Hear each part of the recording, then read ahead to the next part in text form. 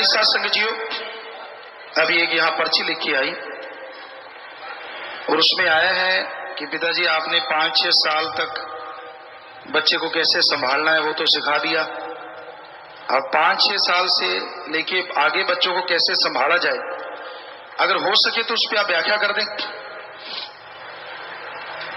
और आपको बता दें उसकी सीढ़ियां बन चुकी हैं, हमारे पास सीढ़ियां इन बच्चों ने बना के भेज दी, हमें टाइम नहीं लगा कि हम उन्हें देख पाए। तो 2 सीढ़ियां हैं वो जो बच्चों के ऊपर हैं, और इन बच्चों से है कि वो एक बार सारे बैठ के आप सारे बच्चे आपस में उसको देख लें और फिर हमें दें, हमें टाइम नहीं मिल पा रहा। जो आप सीढ़ियां लेके आए थे सारे आपस में बैठ के उसको देख लें, सुन लें और फिर हमें बताएं। वो 2 सीढ़ियां आपकी हमारे पास आई थी पर देख नहीं पाए। तो बात आती है कि जब बच्चा 5 साल का हो जाता है, 6 साल का हो जाता है, कैसे उसकी परवरिश की जाएगी। अब बच्चे को पूरी समझ आ जाती है, आप ये मत सोचिए कि अब वो अनजान है, यह युग का दौर है, समय का प्रभाव है कि आज के दौर में 5-6 साल का बच्चा अपने आप में लगभग पूरा ज्ञानी बन जाता है, कैचिंग पावर बहुत ज्यादा है। तो इसमें आपको बड़ा ही ख्याल रखना होगा, हर तरह से ख्याल रखना है। हम एक माँ हैं, आप माँ कहते हैं, एक बाप की तरह है, तो आपको सभी बातें बताएंगे। इस उम्र में हो सके तो बच्चे का कमरा आपसे अलग हो तो बेहतर है। आप उसे अपने साथ लिटाते हैं, कोई हर्ज तो नहीं है, लेकिन फिर आप पति पत्नी ने कोई बात करनी हो, अपनी कोई पर्सनल बातें करनी है, तो फिर वहां मत कीजिए, आप किसी और कमरे में चले जाएं। अगर आप बच्चों पे अच्छे संस्कार डालना चाहते हैं, अगर वाकई बच्चों को संस्कारवान बनाना चाहते हैं, तो ये बात छोटी नहीं है, बहुत बड़ी है, इसका आपको ख्याल रखना होगा। बच्चों को आप सिखाते हैं कि झूठ मत बोलो, पर उनके सामने पहले खुद मत बोलो। कई बार आप सिखा देते हैं बेटा झूठ नहीं बोलना चाहिए, अभी शिक्षा देके हटते ही हैं, अचानक फोन आता है, आप पत्नी से पूछते किसका है, तो वो इशारा करती कि बॉस का है, तो आप कह देते हैं कि कह दे मैं घर नहीं हूं। पत्नी तो बोल देगी, आपका पीछा भी छूट गया, लेकिन वो नन्ही सी जान जो बैठी है ना, 5-6 साल का बच्चा, वो सीख रहा है कि ये कहना तो बढ़िया है कि झूठ नहीं बोलना चाहिए, पर जब जरूरत पड़े तो सरका दो, कोई फर्क नहीं पड़ता। आपने ट्रेनिंग दे दी उसको, इनडायरेक्टली दे रहे हैं आप, तो इन चीजों से परहेज कीजिए। अब उसके सामने आप गाली गलौज देते हैं, झगड़ा करते हैं, मियां बीबी, माता पिता से, किसी से भी, और जब बच्चा बड़ा होके आपको गालियां देने लगता है, फिर आप कहते हो मैं तो ऐसा नहीं था, पता नहीं किस पे गया है। आप भूल जाते हैं बचपन में आपने ही उसको ट्रेंड किया है गालियां सुना सुना के। अगर ठीक है आप कहते हैं कि हम लड़ना तो होता ही है, अब 2 बर्तन एक साथ रखे हुए कभी ना कभी तो आवाज आ ही जाती है, हम कब कहते नहीं आती, झगड़ा तो हो ही जाता है, मियां बीवी में, माँ बाप में थोड़ा बहुत कहासुनी हो ही जाती। तो उस समय बच्चे की उम्र कच्ची उम्र है, वो जो सुनेगा जो देखेगा उसको जल्दी पकड़ेगा, इसलिए पॉसिबल हो तो उनके सामने लड़ाई झगड़ा ना करें। और हमने एक बात कही है आपको बहुत पहले, कई बार कह चुके हैं, अगर पॉसिबल हो तो घर में एक कमरे के ऊपर महाभारत लिख दो, और जब झगड़ा करना हो या लगे कि झगड़ा होगा तो आपस में बोलोगे चलो महाभारत, आप उस कमरे में जाके लड़ सकते हैं, बच्चों को तो कम से कम सुनाई नहीं देगा। और साथ संगत जी आपको सच्ची बात बताते हैं, कई परिवारों ने इस पे अमल किया और कमरे के ऊपर महाभारत लिख दिया। उन्होंने हमें बताया गुरुजी जिस दिन से महाभारत लिखा है हमारा कभी झगड़ा ही नहीं हुआ, बात ही खत्म। फकीरों की बातों में राज होता है, क्यों नहीं हुआ? हमने पूछा बेटा क्यों नहीं हुआ? कहते जब गुस्सा आने लगता है, झगड़ा होने लगता है, तो आप बड़े बचन हम कहते चलो महाभारत, तो कहते दोनों की हंसी निकल जाती है, बात ही खत्म हो जाती है, वहीं खत्म हो जाती है। ये तो फिर राज होते हैं फकीरों के, मानो ना मानो, मान लो, माने की गत कही ना जाए, ना माने पीछे पछताए।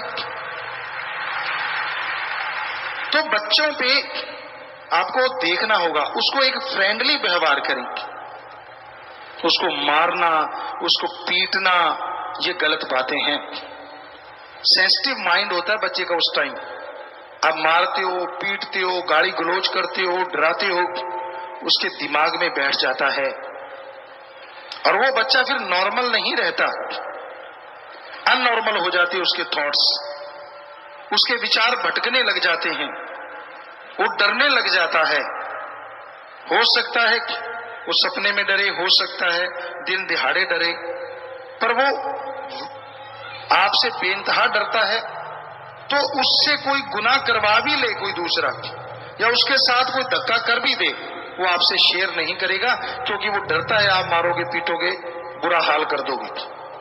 पर अगर आप उनसे फ्रेंडली व्यवहार रखते हैं, हर बात शेयर करते हैं, छोटी छोटी उसकी हर बात शेयर करते हैं, तो यकीन मानो बच्चे को किसी ने टच भी किया ना गलत, वो आके बताएगा आपकी बेटी की पापा फला आदमी ने मुझे गलत टच किया, ऐसे टच किया। तो आपको पता चल जाएगा कि कौन यहां भेड़िया घूम रहा है और कौन सिर्फ यार दोस्त है। सो प्लीज अपने बच्चों से फ्रेंडली व्यवहार रखें, दोस्ती की तरह, चाहे मां है चाहे आप बाप है, ताकि वो आपसे हर बात सीधे सीधे कर सके। ये ना हो कि वो बात करने से पहले 1000 बार सोचे मुझे पिटाई होगी, मेरा क्या होगा, पता नहीं क्या, मैं बताऊं कि ना बताऊं। बहुत से बच्चों के साथ गलत जो होता है और वो माँ बाप को नहीं बताते इसी वजह से, क्योंकि माँ बाप उन्हें राक्षस नजर आते हैं। तो आप लोगों से गुजारिश, उनसे इतना प्यार हो और इस तरह का प्यार हो कि वो अपनी छोटी छोटी बात आपसे शेयर करे। ठीक है, उसने कोई गलत बात कर दी पर उसने आपसे शेयर कर ली, तो उसको मारो ना, पीटो ना, प्यार से समझाओ, बेटा ये बात ऐसे गलत है, फिर इससे ये नुकसान होगा, इससे तेरा इतना बड़ा अकाज हो जाएगा, फिर तू इतना दुखी होगा, तू बीमार हो सकता है। तो बच्चा झट समझ जाएगा कि ये गलत चीज है, मैं नहीं करूंगा। मारोगे पीटोगे तो वो अगली बार क्यों बताएगा आपको। आप अपने आप को इतना बड़ा मत बनाओ कि वो छोटा छोटा ही रह जाए, पूरी लाइफ में कभी आपसे बात ना कर पाए। तो ये हमारा अनुभव है। अगर आप पूछना चाहें, सतगुरु मौला ने हमें जिंदगी दी, बच्चे हमारे भी हुए, तो हमने ऐसा ही उनके साथ तब भी रखा और आज भी रखा हुआ है। हकीकत है, ये सच। और वो हमसे हर बात अपनी शेयर करते थे, करते हैं आज भी, हर बात, छोटी छोटी बात, माँ की तरह भी और बाप की तरह भी। तो आपको भी ऐसा ही होना चाहिए, क्योंकि हमने उनमें देखा फिर वो चीजें नहीं रहती, वो बड़े ही खुश मिजाज, बड़ा अपने तरीके के अलग हो जाते हैं। तो 6 साल से लेकर 10 साल की उम्र ऐसी उम्र है जैसे कंप्यूटर का पेज बनाते हैं। पुराने टाइम की बात कहें तो फट्टी को, लकड़ी की फट्टी को मुल्तानी माटी से लिपापोती करते थे, उसको पोंछ के रखते थे।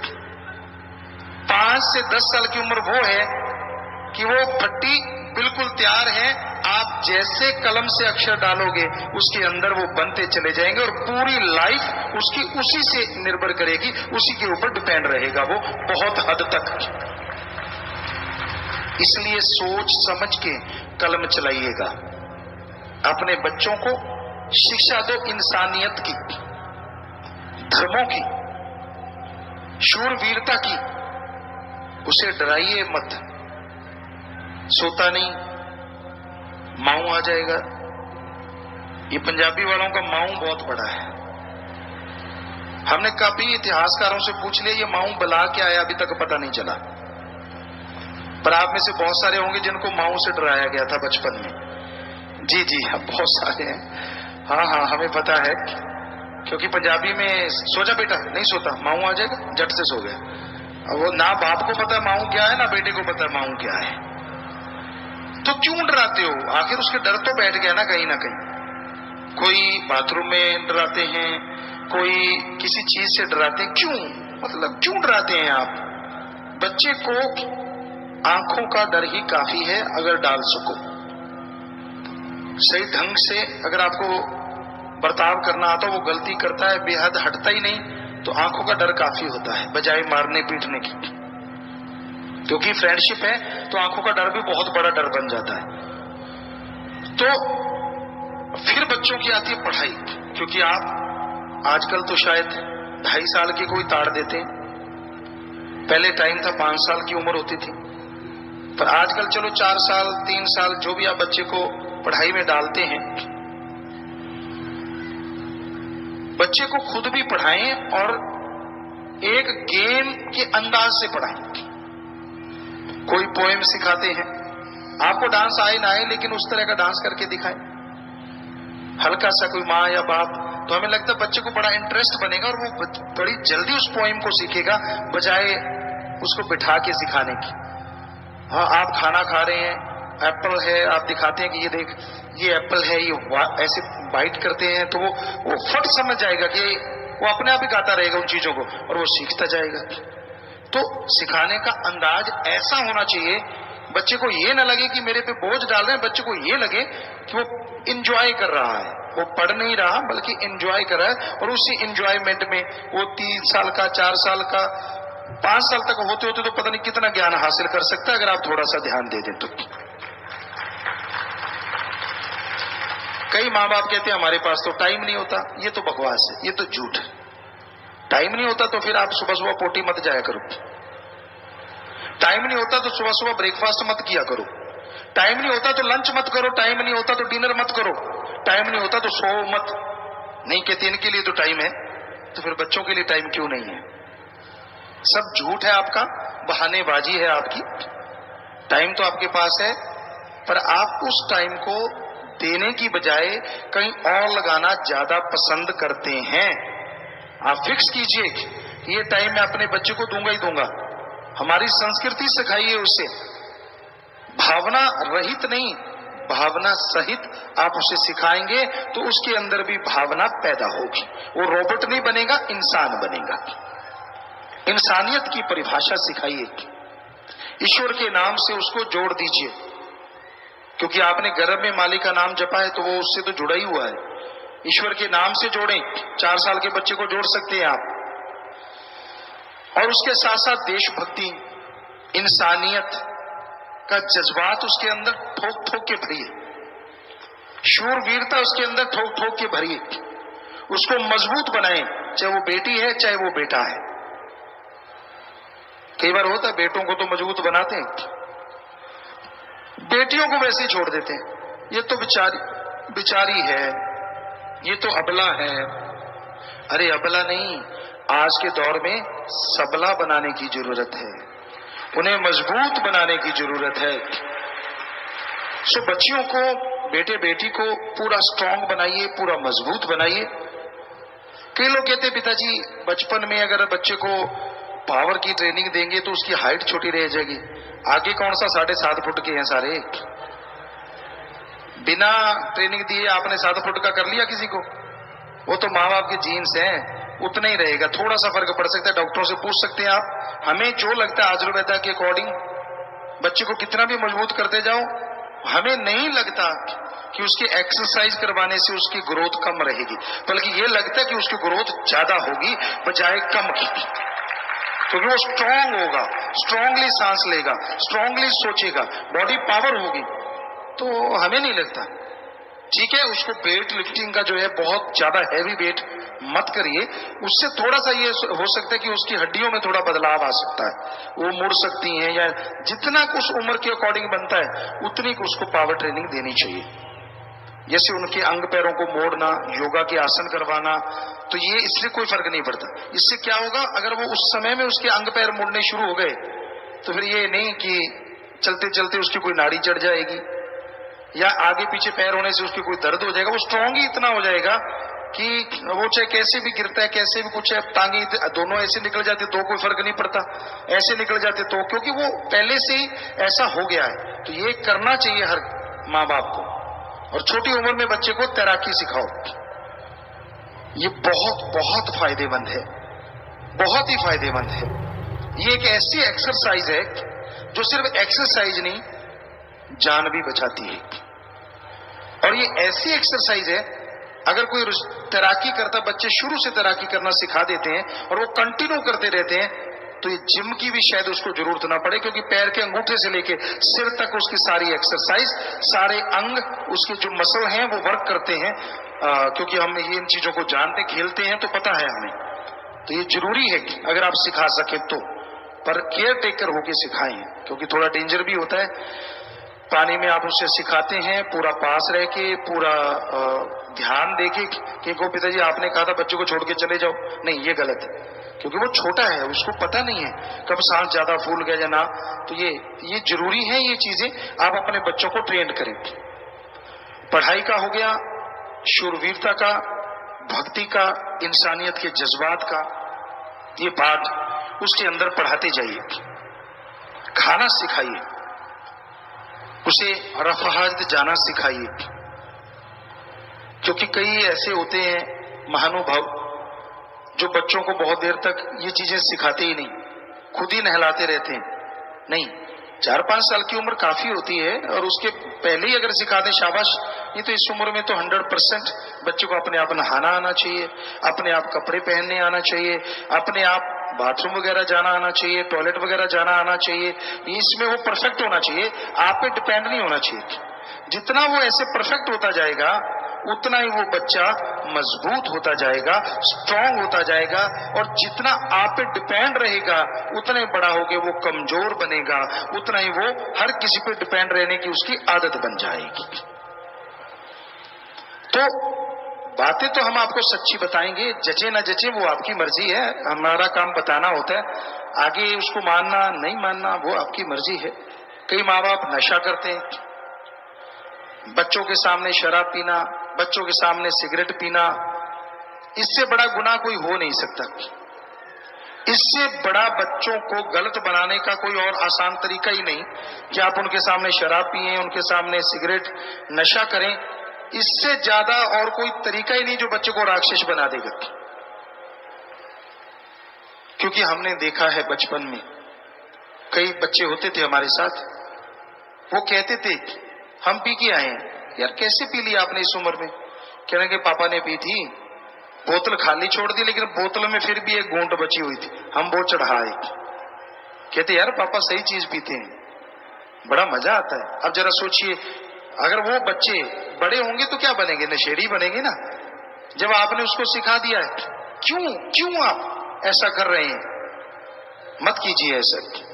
स्वस्थ खाना सिखाइए। आजकल के बच्चे के हाथों में तली हुई चीजों के पैकेट ज्यादा दिखते हैं, किसी की जेब में बादाम नहीं दिखते, शर्म आती है। चने नहीं दिखते। हम जब वहां राजस्थान में रहा करते थे, बादाम तो नहीं कह सकते, लेकिन चने हमारे पास जरूर हुआ करते थे, ज्यादातर बच्चों के पास। चने भून के या कच्चे चने, वो चीजें खाना। आज आप कोई भी यहाँ अगर डॉक्टर बैठा है, वो बता सकता है कि वो जो कच्चे चने वेजिटेरियन आप खाते हैं या सोयाबीन कच्ची खाते हैं, उसमें जो पावर होती है उबालने और तलने के बाद वो बहुत ज्यादा खत्म हो जाती है। तो ऐसी चीजें खाएं और खिलाएं बच्चों को, हमें लगता है वो बहुत ही तंदुरुस्त रहेंगे।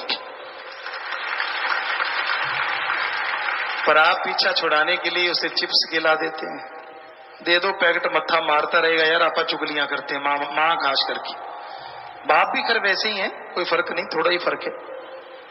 भुजिए का पैकेट दे दिया, रगड़ता रहे बेटा, ताकि आपा फरी है यार, खाने दो। एक तरह से ये बात होगी ना कि जाता भाड़ में जाएगी। बोलते नहीं आप ऐसा, पर है तो ऐसा ही। तला हुआ कोई भी सामान सेहत के लिए फायदेमंद अगर 2% है तो 98% नुकसानदायक है। स्वाद जरूर होता है, स्वाद तो चनों में भी आ सकता है। उन चनों को आप भूनते हैं, और थोड़ा सा गिल्ला करके उसमें काली नमक मिर्च लगा दीजिए, लाल नमक मिर्च लगा दी हल्की सी, वो उसको पकड़ लेगी और बस वो बच्चे खाएंगे। बढ़िया है।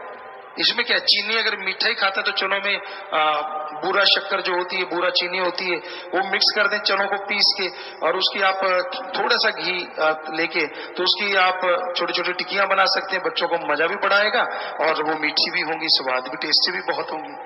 बनाने को क्या नहीं बना सकते आप अगर चाहें तो, पर बना बनाया पैकेट फड़ाने में आपको बड़ा मजा आता है, क्योंकि आसान होता है ना। ले लिया, नहीं यार मैं तो फलां कंपनी का लेता हूं, वो तो टॉप का है, तुझे क्या पता टॉप का है, क्या पता क्या क्या मिलाते हैं उसमें। तो ये चीजें निगाह रखना और इसके बारे में पूरा ध्यान रखना बहुत जरूरी है। आप बच्चे को यूं ही मत छोड़िए, क्योंकि बच्चा वो खाना खाता है, उसके विचार उसी के अकॉर्डिंग बनते हैं। तली हुई चीजें बड़ों को चक्कर गिननी कर देती हैं। कई कहते मेरा मन शैतान है, माना काबू ही नहीं आता, सारा दिन चटर पटर, सारा दिन नमकीन तली हुई चीजें खाते रहना, तो फिर मन की खुराकी है ना सारा तला हुआ सामान। जब बड़ों का मन स्थिर नहीं रहता ये खाने से, तो छोटे बच्चों का क्या होता होगा जरा सोच के तो देखो। गरम मसाले होते हैं, बॉडी को हीट देते हैं, और हीट से या तो मन में विकार पैदा होते हैं, या आदमी के अंदर बुरी सोच आती है, गलत सोच आती है, गलत भावना आती है, रिश्ते नाते टूटते हैं। तो ये बेसिकली जरूरी है, अपने बच्चों को सही खुराक माँ बाप दें। बहुत घर में देसी चीजें बनाई जा सकती हैं, इसीलिए तो हमारा कल्चर रिच है। पनीर निकालिए दूध से, जो मर्जी बना लीजिए उससे, पनीर की चाट बना दीजिए, चने उबाल के पनीर के पकौड़े बना दीजिए। चलो तलाई खाना तो कम से कम पनीर ज्यादा और ऊपर जरा सा लगा के, और उसको आप तवे पे सेक भी सकते हैं, बेसन लगा के उसमें उसको आप बना लें और उसको तवे पे जैसे रोटी सेकते हैं ऐसे सेक दें। घी जरा सा लगेगा और उसमें वो तड़ा ही नहीं रहेगा, वो सिर्फ रोस्टेड हो जाएगा, पकाया हुआ हो जाएगा, भुना हुआ हो जाएगा। वो खिलाएं, बच्चों को बड़ा पसंद आएगा। अब हमें शेफ भी बनना पड़ रहा है आपके लिए, जो कि ऑलरेडी सदगुरु ने बना रखा है हमें, तो क्या नहीं करेंगे आपके लिए। लोगों ने कहा फिल्म क्यों बनाई, वो भी तो आपके लिए, और ये चीजें भी तो आपके लिए, और बनाते रहेंगे। हमें गाड़ियां दें, शाबाशी कहें, कोई फर्क पड़ने वाला नहीं है। हमने जो ठान लिया, सदगुरु ने जो कह दिया वो करके छोड़ दें, आपको पता है। तो इस तरह से वो आप स्वस्थ खाना दे सकते हैं बच्चे को, बहुत ही बढ़िया चीज बन सकती है। इसी तरह पहले जमाने में नमकीन भी बनाया करते थे कि उसी बेसन में चने के जो आटा होता है उसी में नमक मिर्च मिला दो और वो उसका लेप पकौड़े पे चढ़ा दिया, वो नमकीन बन गया। मीठा बनाना है तो घर में गुड़ हो जो प्योर हो, विदाउट मसाला, मसाले से गुड़ तैयार किया जाता है, मसाले के बिना होता है। भिंडी का पानी डाला करते थे हम लोग, गुड़ बनाया करते थे, तो उसका पानी या लौकी का पानी ऐसे डाल के तो उसको साफ किया करते थे। तो उससे जो गुड़ बनता है, अगर वो गुड़ आपके घर में है तो समझो वो एक ऐसा मीठा टॉनिक है जिसका मुकाबला कोई कर ही नहीं सकता। हाजमा दुरुस्त करेगा, पावर आपको देगा, और मुंह को मीठा तो रखेगा ही रखेगा। वो मीठे की अगर आदत पड़ी हुई है तो उससे आप क्या नहीं बना सकते। आटे की मट्ठियां बना लो, पनीर में डाल के वो मीठा पनीर बना सकते हैं आप। घर में क्या नहीं बनाया जा सकता, लेकिन मेहनत करनी पड़ती है। माता बहनों को चुगली से अगर फुर्सत हो तो ही बच्चों का ख्याल करें ना। बने बनाए लिफाफे आते हैं, पकड़ा देती हैं और लग जाती हैं, तेरा वो बुरा, तेरा मेरा ये बुरा, दे तेरे की ले तेरे की, लगी रहती हैं। उसमें से वो टाइम अगर बच्चों के लिए लगा दो, बड़े होके इतने अच्छे बनेंगे और आपका सत्कार करेंगे। तो घर में दही है, उसमें मीठा डाल के मीठी बना लीजिए, नमक थोड़ा मिर्च डाल के उसको नमकीन बना लीजिए। दही में कुछ भी बना सकते हैं आप, मिल्क का शेक बना सकते हैं, उसी गुड़ से उसी चीज से मीठा बना लीजिए, नमकीन बना लीजिए। और ताजे फल अगर आपके घरों में या खेतों में होते हैं तो फिर उसका तो कोई मुकाबला है ही नहीं ना, कि उसको मैश करके आप उसका शेक बना के दीजिए, बजाय डिब्बा या टीन वाले। उसमें पता नहीं कितना केमिकल होता है, कितना जहर होता है जो बच्चों को पिलाते हैं। कहाँ फ्रेश लो, अगर मिक्सी भी नहीं है तो कुंडा, सोटा तो होगा ही, कुंडा को उठना, रगड़ दो उसमें, दे तेरे की ले तेरे की, और थोड़ा पानी दूध डालते जाओ, चीनी मिर्च मसाला जो आपको डालना चाहिए थोड़ा डालते जाओ। शेक ऐसा बनेगा मुंह से नहीं उतरेगा, है भी देसी जुगाड़। पैसा भी एक नहीं लगता, चटनी तो बनाते ही हो, मिक्सी तो वैसे हर किसी के घर में होती है, तो उसको आप अच्छी तरह साफ करके उसमें भी बना सकते हो। आपको लगता होगा यार पिताजी कैसे ये सब चीजें हमने अपने हाथों से प्रैक्टिकली किया है, ये करते रहे हैं हम। इन बच्चों को पिलाया करते थे जब ये छोटे थे, फिर तो हम यहाँ आ गए थे, सतगुरु मौला ने बुला लिया था, लेकिन उस समय भी हम ऐसा करते। माता जी को कभी नहीं कहते थे आप काम कीजिए अपना, इनके मतलब आप अपना काम कीजिए, हम बस लेते फटाफट फटाफट। और इन बच्चों को इतना अच्छा लगता कि वो हमसे बनवाया करते थे कि आओ बाबा तो हम इनको बना के, कि भाई ये भी हमारा फर्ज है, कर्तव्य है, इसमें मर्दानगी कम नहीं होती बल्कि मर्दानगी बढ़ती है कि आप कुछ अपने बच्चों के लिए कर रहे हैं। तो इस तरह आप अपने बच्चों के लिए स्वस्थ भोजन का इंतजाम भी जरूर करें, क्योंकि उससे भी विकार खत्म होते हैं और उससे उनके अंदर पावर आती है, वो स्ट्रांग होते हैं, मजबूत होते हैं। कई बार कई लोग पूछते होते गुरुजी आप कौन सा खाना खाते हो। अभी हम टूर पे गए थे, बच्चे साथ थे, तो उन्होंने कहा कि ये ऐसे, तो जैसे हमने दिखाया कि ये तो बेटियां हैं, और जिसे दिखाया उनकी ये बेटी है, वो पता नहीं, हमें लगता है शायद इंग्लैंड या अमेरिका से लोग थे, काफी ग्रुप था उनका। कहते गुरुजी प्लीज प्लीज एक बात बता के जाओ। हमने कहा बेटा आप खाते क्या हो। कहते हमें लगा कि ये तो कोई आपके या तो किसी भाई की पत्नियां हैं या फिर कोई आपका ही कोई रिश्ते नाते वाले हैं। तो हमने जब बेटियां कहा तो उनकी आंखें खुली की खुली रह गई, और जब बेटी की बेटी दिखाई तो वो दंग थे। कहते बस ये जरूर बता के जाओ आप खाते क्या हो। हमने कहा ऑर्गेनिक फूड और ईश्वर का नाम, दो चीजें इकट्ठी खाते हैं। तो हम अपनी बढ़ाई नहीं कर रहे, हम आपको रिजल्ट बता रहे हैं कि खाने का रिजल्ट क्या होता है। आदमी में पावर वैसी की वैसी रहती है, विकार नहीं आते, और ईश्वर की भक्ति में तो फिर वो शक्ति है जो कुछ भी करवा दे। आदमी के अंदर हिम्मत होनी चाहिए, भक्ति करने का जज्बात होनी चाहिए। तो प्यारी सत्संगचियों, अपने बच्चों के रहन सहन और पहनने पे भी ध्यान देना जरूरी है। हम ये नहीं कहते कि फैशन नहीं करना चाहिए, जम के फैशन करो, लेकिन ये भी ध्यान रखो कहीं जबरदस्ती तो नहीं बच्चे पे आप थोप रहे अपना फैशन। कहीं ऐसा ना हो कि कुछ ऐसा कपड़ा उसके डाल दें कि उससे उसको रेक्ट हो जाए, कुछ ऐसे अंडरगारमेंट्स उनको डाल दें कि बेचारे वो डरते बोले ना और उनके रैशेज हो जाएं।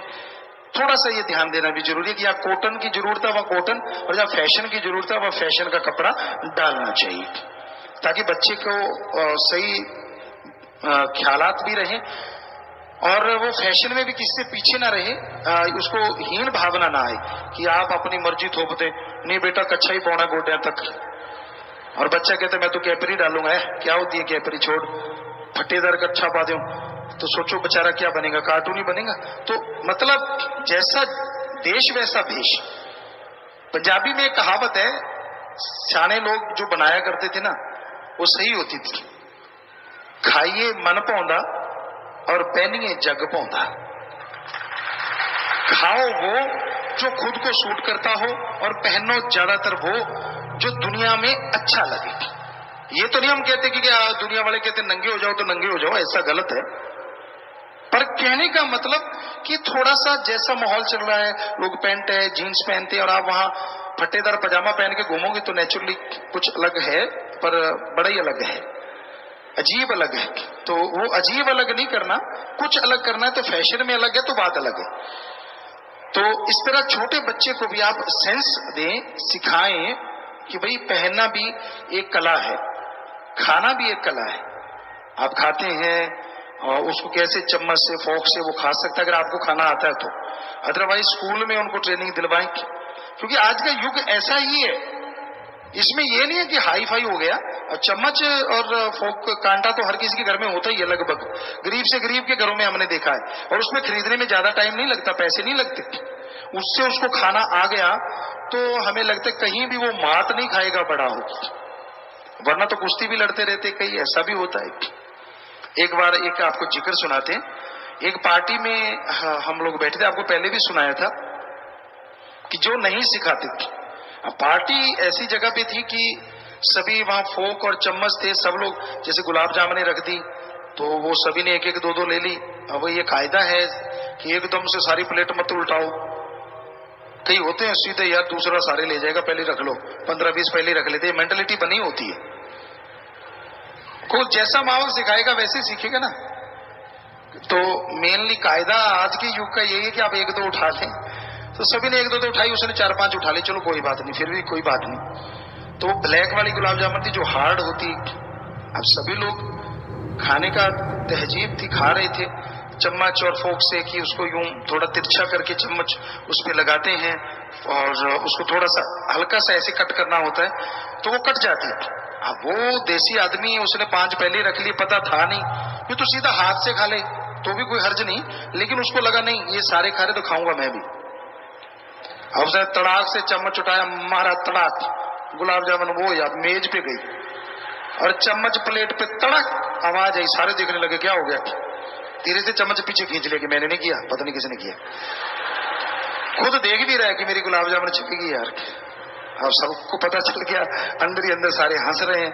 अब दूसरी गुलाब जामुन की बारी आ गई, अब खानी तो है और खानी भी चम्मच से, बड़ी गड़बड़ हो गई। तो उसने फिर पहले ज्यादा ऊंचा लाया था, फिर थोड़ा कम ऊंचा लाया, सीधा चम्मच हमारा गुलाब जामुन प्लेट के दूसरे किनारे पे चली गई। हम छोड़ के उसको ही देख रहे थे कि ये कौन सा गेम खेल रहा है। शायद आप लोगों को सुनाना था, बड़े घर से था, ऐसा कुछ नहीं था, पढ़ा लिखा था। और फिर उधर मारी तो फिर उधर चली गई। आखिर उसको गुस्सा आ गया, गुस्से में मारी तो उसके पैंट के ऊपर से होती होती बूट में चली गई नीचे। अब उधर इधर ध्यान दे, सारे हंसने लगे। तो फिर हमें रोकना पड़ा, यार क्यों कुश्ती लड़ रहा, हाथ से खा ले। तो कहने का मतलब आपके बच्चे कुश्ती न लड़ते रहे, भोजन कर भी लें, कुछ ऐसा भी सिखाया करो। ये भी आपका फर्ज है कहीं ना कहीं, आज के दौर के अनुसार, आज के जमाने के अनुसार आप उनको शिक्षा दें। जो स्कूलों में कॉलेजों में बच्चे पढ़े हैं, अब तो हमें टाइम नहीं मिलता, तब संगत कम होती थी, यहाँ बहुत से बैठे होंगे जो बच्चे, लड़के लड़कियां, हमने उनको खाना ये सिखाया है। आप देखें हाथ खड़े हैं बहुत से बच्चों के, बॉयज के, गर्ल्स के, दोनों तरफ जा जाके हम उनको सिखाते थे खाना कैसे खाना चाहिए, कैसे किस टाइम कैसे, काफी देर घंटा घंटा उनको सिखाया करते थे। रोटी पकाना, सब्जी बनाना, सब सिखाया करते थे। जी हाथ नीचे कर ले बेटा, बहुत से बच्चे हैं आए हुए। तो हमारा कहने का मतलब ये नहीं कि हम अपनी बढ़ाई कर रहे हैं, सतगुरु मौला ने हमें ख्याल दिया था, हम आपको ख्याल दे रहे हैं कि क्यों ना अपने बच्चों को परफेक्ट बनाओ, उन्हें कमजोर ना बनाओ। आप बैंकिंग करने जाते हैं, देखिए इंटरनेशनल स्कूल में बैंकिंग का सिखाया हुआ कि अभी से बैंकिंग सीखो, आप उनको वो सिखाएं। आड़त के पास जाते हैं, दुकानदारों से कैसे लेन देन होता है वो सिखाएं। जब भी कोई छुट्टियां हैं एंजॉय करें, उनके साथ जाके समय बिताएं। जैसे वो गेम खेलना चाहता है वो खेलें। कई बार होता है उनके गेम 5 साल का है, 6 साल का, बड़े अजीब से होते हैं, बड़े अजीब से लगते हैं कईयों को, चिट ये भी कोई खेलने वाला नहीं। जब उनको खेलने में मजा आता है तो आप वैसे बन के खेलोगे, आपको भी मजा आएगा और बच्चा फ्रेंडली और होता जाएगा और आपसे और प्यार बढ़ता जाएगा। तो वो समय उनके लिए मुकर्रर करें कि हाँ भी छुट्टियों का समय उनको देना ही देना है। भक्ति के टाइम भक्ति उनको सिखाएं, खाने के टाइम खाना सिखाएं, पहनने के टाइम पहनना सिखाएं। और जब नहाना उसको अकेला कर रहे हैं तो नहाने, अकेला वो नहाने लगे उससे पहले उसे पूरा ट्रेन कर दें। हर चीज में बच्चा ट्रेंड होना चाहिए। कई बार होता है कि कई ऐसा होता है, ये भी बात पे बात आ गई, सुनाने है तो हंसी वाली बात, पर सुनाने बिना रही नहीं जाती। 2 तरह की टॉयलेट सीट होती है, एक इंडियन कल्चर जो आपको पता ही है, सीधा बैठना, एक होती है चेयर वाली इंग्लिश कल्चर की, कि आप उस पे आराम से बैठ सकते हैं जैसे चेयर पे बैठे। कईयों को इंडियन कल्चर की ऐसी आदत पड़ी होती है, वो फिर चेयर वाली पे नहीं बैठ सकती। ऐसा एक जगह हुआ, एक काफी बड़े उम्र में सज्जन थे और अब सुबह सुबह आज तो हर किसी को जाना ही है, वो जाना पड़ा और वहां चेयर वाली सीट थी। गड़बड़ हो गई, बैठना आए ना, सीधा ऐसे बैठे तो गड़बड़ हो गई, वैसे आए ना, बड़े चक्कर में पड़ गया, क्या करूं कैसे करूं, बहुत गड़बड़ हो गई। फिर सोच साच के ढक्कन सा उठाया, ऊपर चढ़ के बैठ गया। थोड़ा उम्र में बड़ा था और जब निकलने लगा ना, पांव फिसला और अंदर फंस गया। वहां से शोर मच रहा है, आवाजें आ रही हैं, निकालो ओए निकालो ओए, मर गया ओए। सारे कहने लगे यार इसमें ऐसी क्या बात है, मर गया, टॉयलेट क्या है, टॉयलेट में कौन सा करंट लग गया इसको। पर फिर भी दरवाजा तोड़ के देखा तो उसका जो पांव है वो फंसा हुआ है बीच में, वो चिल्ला रहा है पूरी तरह से, तो बड़ी मुश्किल से पांव निकाला गया। और कई बच्चे होते हैं जिनको चेयर की आदत होती है, वो वैसे नहीं बैठ सकते। खेतों में कई बार सत्संगें होती वहां, तो बेचारे फिर उनके लिए ईंटें लाके देती, ईंटों पे वो बैठते आसन बना के फिर जाके। तो बच्चे को हमारे अकॉर्डिंग बच्चे को दोनों तरह का अनुभव होना चाहिए, रफ एंड टफ। पानी फिल्टर का पिलाते हो पिलाओ, पर कभी कभी नल का भी पिला दो, ताकि उसकी बॉडी उसके बराबर रहे कि हाँ नल का भी मिल जाएगा तो भी हजम हो जाएगा और फिल्टर का मिलेगा तो भी हजम हो जाएगा। सिर्फ फिल्टर का वो सेंसिटिव बॉडी हो जाती है। कई बार बच्चे के फिर कहीं बाहर जाते वो पानी हजम नहीं आता। तो हमारा तो कहने का, हम ये नहीं कहते दूषित पानी पिलाओ। जो लोग आम गांव में नल का पानी पीते हैं कभी कभी, वहां भी वो भी पीना चाहिए। तो बॉडी उसके अकॉर्डिंग हो जाती है। अब सिर्फ सर्दी में रहते बॉडी गर्मी नहीं झेलेगी, और गर्मी में रहते तो सर्दी नहीं झेलेगी, और दोनों में रहते तो दोनों चीजें झेल सकती है। ये मालिक ने बॉडी बनाई ऐसी है।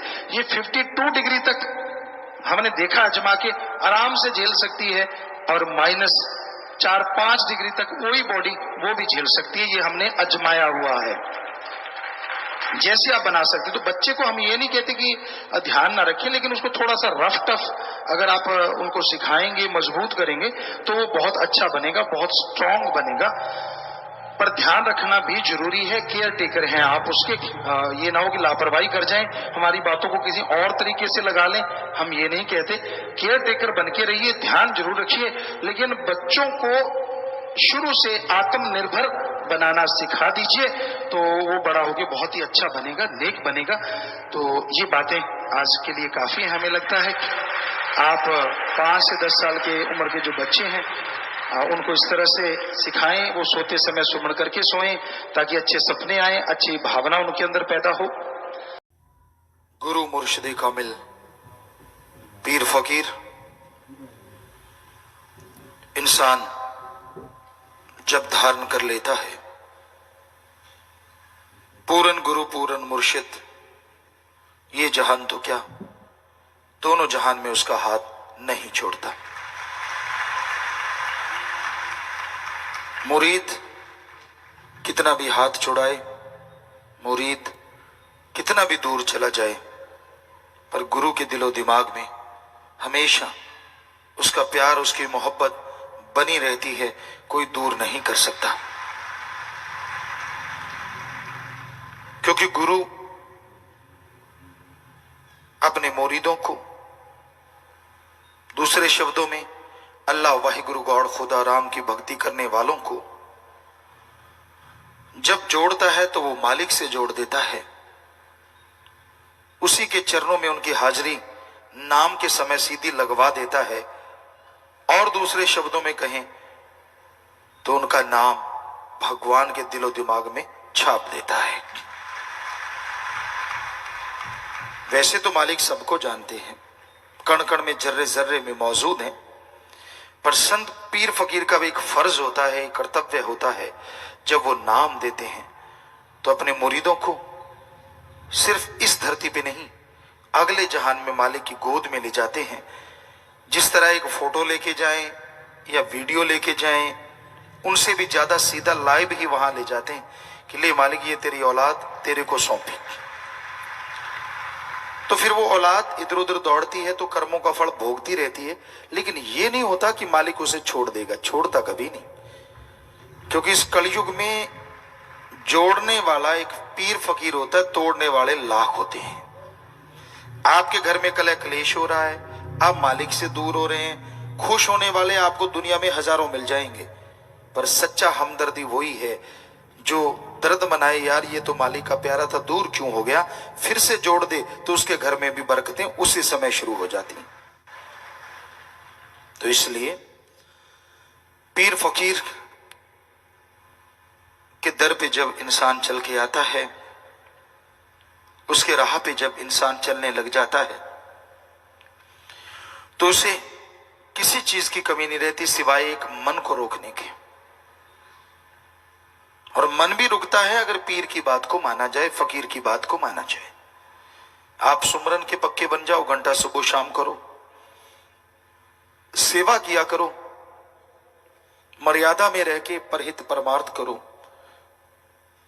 तन मन धन से सबका भला करना सीखो, नेक कर्म करना सीखो। अगर आप यह कार्य करने शुरू कर देते हैं तो यकीनन मन भी रुकने लगेगा और मालिक के नूरी स्वरूप भी अंदर आना शुरू हो जाएगा। आप क्या करते फिरते हैं ये पता है उस भगवान को, आप क्या क्या सोचते हैं ये भी पता है उस भगवान को। अजी छोड़ो, आप पूरी लाइफ में क्या क्या कब कब करोगे ये भी उसको पता है, लेकिन वो किसी का पर्दा नहीं उठाता। क्या सोचते हैं आप भगवान के बारे में, उसके भेजे संत पीर फकीर के बारे में ये भी उसे पता है, लेकिन वो किसी को कुछ नहीं कहता। पर जो जैसा सोचता है, मालिक के प्यारे के लिए कोई बुरा सोचे, गलत सोचे, तो उसके साथ वो होना शुरू हो जाता है। क्योंकि इस दुनिया में हर कोई किसी न किसी दम पे नाचता है। आपका कोई बेटा सिपाही लगा है तो आपको गर्व हो जाता है, थानेदार है तो और जोश आ जाता है, इंस्पेक्टर है तो और ताकत, फिर डीएसपी एसपी हैं तो फिर और ज्यादा, तो और बड़े ऑफिसर या फिर कोई नेता है तो फिर आपको और गर्व आ जाता है कि यार मेरे सामने कौन बोल सकता है। यानी आप उनके दम पे, ये है किला, तिंगड़ते हैं आप, कट्टा तिंगड़ दे किले दी जोरते। इसका मतलब ही है कि आपका वो खूंटा है, आपका वो किला है जिस पे आप तिंगड़ रहे हैं, आपको जोश आ रहा है, यार मेरा तो बाप एसपी है, मेरा तो पिता एमएलए है या एमपी है या ये है वो है फलां है, आप सब समझते हैं। हर इंसान अपने किले के जोर पे आगे बढ़ता है या दूसरे को दिखाता है कि ये हट जा पीछे, जानता नहीं मैं कौन हूं। तो फिर जो मालिक के प्यारे होते हैं, पीर फकीर हैं या उसके मुरीद हैं, उनका किला तो फिर अल्लाह भाई गुरु राम ही होता है। वो उसके बल पे तिंगड़ते नहीं है। तिंगड़ने के दो पंजाबी में अर्थ निकलते हैं, एक होता है तिंगड़ना अहंकार करना, एक जो हम बोलते हैं तिंगड़ना मान करना, एक जोश रखना कि एक गर्व करना कि मेरा मालिक मेरे साथ है, मुझे किस बात का डर है, हम वो तिंगड़ना कहते हैं। क्योंकि हर शब्द के दो मीनिंग्स निकल ही आते हैं, भाषाएं ऐसी हैं। तो उस परम पिता परमात्मा पे गर्व है, वो सबका भला करते हैं। तो जो उनका बुरा सोचिएगा, जरा सोचिए, अगर कोई बंदा ये कह देता है मेरा थानेदार है, मेरा फला फला, मैं ये करवा दूंगा, संत या उसके मुरीद कभी कहते नहीं, क्योंकि उनका मालिक ऐसा है जो बिना कहे ही सुन लेता और बिना दिखाए ही देख लेता है। वो तो सब देख रहा है ना, वो तो सब पता है। तो इसलिए उस परम पिता परमात्मा को हाथ अगर आपने पकड़ा दिया है तो फिर डरने की क्या बात। चार लोगों ने ताने कस दिए, मुंह मोड़ लिया, दो लोगों ने गलत बोल दिया, मैं नहीं जाता। क्यों भाई, क्या तेरे गुरु ने कुछ बोला, क्या तेरे संत ने कुछ कहा? अगर नहीं तो फिर तू ऐसा करता क्यों है? तो ऐसा नहीं करना चाहिए। दृढ़ यकीन के साथ, बुलंद हौसले के साथ बढ़ते जाइए। आप जो सेवा करते हैं तन मन धन से, सत्संग बहुत सेवा करती है। काश आप बचनों पे पक्के हो जाएं और बचनों पे पहरा दे दें, फिर तो अंदर बाहर माला माल, कमी आने की नहीं है। बस बचनों पे पक्के रहो। सो प्यारी सत्संगचियों, संत पीर फकीर हमेशा जोड़ने का काम करते हैं, किसी को तोड़ते नहीं। उनके दिलो दिमाग में किसी को दर्द में कर रहा था देख के, बल्कि उससे भी पहले दर्द उठ जाता है कि यार मेरा बच्चा ये क्यों रो रहा है। आपने बहुत से यहाँ बैठे हैं लोग जिनके बच्चे हैं, बेटा बेटी, माँ को तो खास करके पता है, जब बच्चा जरा सा रो जाता है तो माँ कैसे दौड़ती है, कैसे उसके अंदर एक भावना जाग जाती है, मेरा बेटा गिर तो नहीं गया, मेरे बेटे की चोट तो नहीं लगी, मेरे बेटे को ये तो नहीं हो गया, वो तो नहीं हो गया। अगर आप दुनियावी माँ होके बच्चे का इतना फिक्र कर सकती हैं, एक बाप होके अपने बेटे बेटी का इतना फिक्र कर सकते हैं, तो सोचिए संत तो दोनों जहां की नुमाइंदगी करते हैं और वो आपके दोनों जहां में जिम्मेवार हैं और आपके माँ बाप हैं, उसको क्या नहीं फिक्र होगा। आपकी सोच घटिया हो सकती है, यार ऐसे थोड़े ऐसे थोड़े, लेकिन वो एक एक पल की खबर मालिक से दुआ करके मालिक तक पहुंचाते हैं कि मालिक इसको दुख है तो दूर कर। इसलिए तो वो सेवकों के भी सेवक होते हैं। आपका कोई नौकर है, आप जिम्मेदार हैं, कोई ऑफिसर है, आपका नौकर है और वो मालिक का नाम जपने वाला है, तो हम तो उसके भी नौकर है भाई, उसके लिए भी दुआ करनी है, उसका भी काज संवारना है। क्योंकि दुनिया की निगाह में जो किसी का काम करता है उसको नौकर कहा जाता है, तो हम तो सबके नौकरों के भी नौकर हैं, छोटे से भी छोटे नौकर के भी नौकर हैं, क्योंकि हमारा काम ही मालिक से दुआ करके उसकी दूर करवाना है। और कोई हम अपने आप की बड़ाई ना करते थे, ना करते हैं, और जो करते हैं वो भी हमें अच्छे नहीं लगते, जो हमारी बड़ाई करते हैं। हमें नहीं अच्छा लगती ये चीज कि आप बिना वजह, भगवान अगर आप हमें हमारे अंदर दिख रहा है, ठीक है, वो आप सही कहते हैं कि मैं तेनू तो मैं यार रब मन्या, तो हम आप सबको देखते हैं तो आप सबके अंदर रब नजर आता है, सतगुरु मौला नजर आता है, तो इसमें तो कोई फर्क नहीं, तेरे अंदर है तो वो मेरे अंदर है, हर किसी के अंदर है, उसमें तो कोई दो राय नहीं है। लेकिन ये हकीकत है और ये सच्चाई है कि सच्चा फकीर जो होता है वो दासन दास यूं ही नहीं लिखता। कई बार आपके दिल में आता होगा शायद पिताजी वैसे लिख देते, वैसे नहीं, संत वैसे कोई भी चीज नहीं करते, ये हमेशा याद रखो।